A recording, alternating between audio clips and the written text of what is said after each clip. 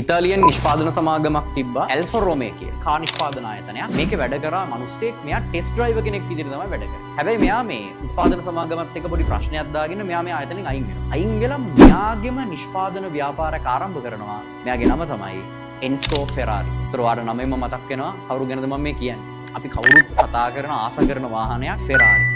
Ferrari නිර්මාණය වෙන්නේ ආයතනයක සේවකයෙක් විදිහට ඉඳලා. පස්සේ කාලෙක ඉතාලියෙම ට්‍රැක්ටර් හදන මිනිස්සෙක් හිටියා. මේ ට්‍රැක්ටර් හදන මිනිස්සයා ගාව ෆෙරාරි කාර් එකක් තිබුණා. මෙයා දවසක් එන්සෝ ෆෙරාරිට මේ ට්‍රැක්ටර් හදන මිනිස්සයා ඇවිල්ලා කියනවා මේ වගේ කාර් එකේ ක්ලච් එකේ පොඩි ප්‍රශ්නයක් තියෙනවා මට ඒකට විසඳුමක් දෙන්න.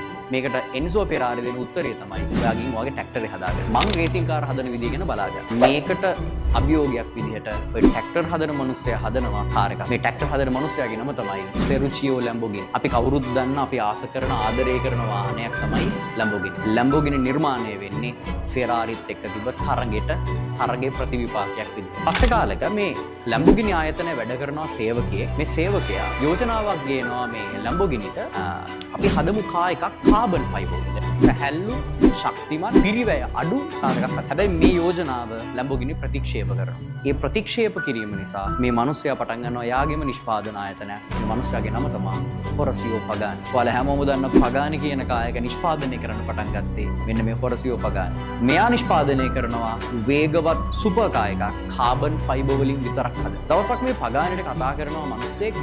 මෙයා කතා කරලා කියනවා මට පුළුවන් හදන්න කාර් එකක් ලෝකේ තියෙන ස්පීඩ් රෙකෝඩ්ස් ටික බ්‍රේක් කරන්න පුළුවන් වෙන්නේ. මේ යෝජනාවත් හොරසියෝ පගානි රිජෙක්ට් කරනවා. ඒකට අපිට වෙලාවක් නැහැ කියලා තමයි පගානි කියන්නේ. ඒ ප්‍රතික්ෂේප වීමේ ප්‍රතිඵලයක් විදිහට ඒ කතා කරපු කෙනා පටන් ගන්න අලුත් නිෂ්පාදන ආයතනයක් කාර් හදන්න. මෙයාගේ නම තමයි ජෝන් හෙනසි. අපිත් කවුරුත් දන්න හෙනසි කියන කාර් එක නිෂ්පාදනය වෙන්නේ මෙන්න මේ රිජෙක්ෂන් එකත් එක්ක. කාරණේ තමයි. වාට කවුරු හරි කෙනෙක් කිව්වොත් බෑ කියලා හොඳයි. වාට කවුරු හරි කෙනෙක් කිව්වොත් එහෙම ඒක ඔයාට කරන්න බෑ කියලා ඒක තවත් හොඳයි. එතකොට ඔයාට අදහසක් ගන්න පුළුවන්. ඔයාට බෑ එයත් එක්ක ඔය වැඩේ කරන්න. ඒතර ඔයාට පුළුවන් ඔයාගේ ගමන අලුතින් පටන් ගන්න.